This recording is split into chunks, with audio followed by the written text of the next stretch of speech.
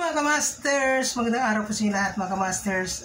Itong araw po mga kamasters, ako po ay gagawa ng Turkish coffee mga kamaster kasi yan ang order ng ating isang kliyente.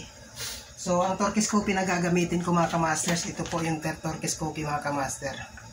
Papakita ko po sa inyo mga kamaster kung paano gawin. Napakasimple lamang po mga kamaster.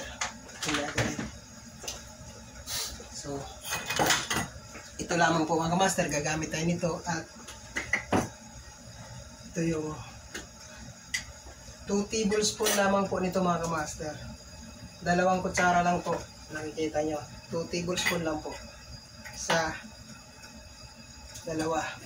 So 2 tablespoon lang po mga kamaster. Ito na siya mga kamaster. At lagyan natin ng mainit na tubig.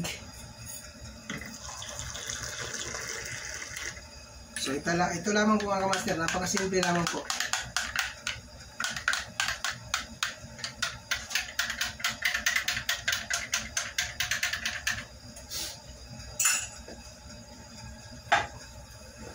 Yan na po ang ating Turkish coffee mga kamasters. Antayin na natin siyang kumulo, saka natin isalin sa baso. Simple naman po mga kamasters. Ganito, magsaling ka lang ng 2 kutsara dyan.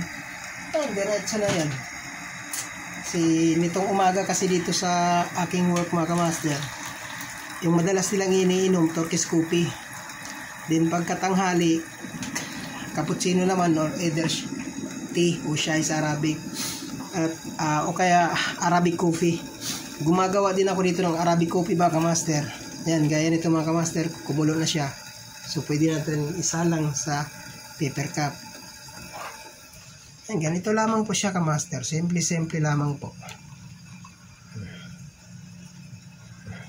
So ibigay na natin sa ating kliyente. So ito na po ang ating Turkish coffee mga kamaster. Ihatid ko na po sa aking kliyente. So hanggang dito na lamang po aking video mga kamasters. At maraming pong salamat sa inyong panonood. Mag-ingat po kayo palagi mga kamasters. God bless you po. Bye bye po. Ingat po kayo.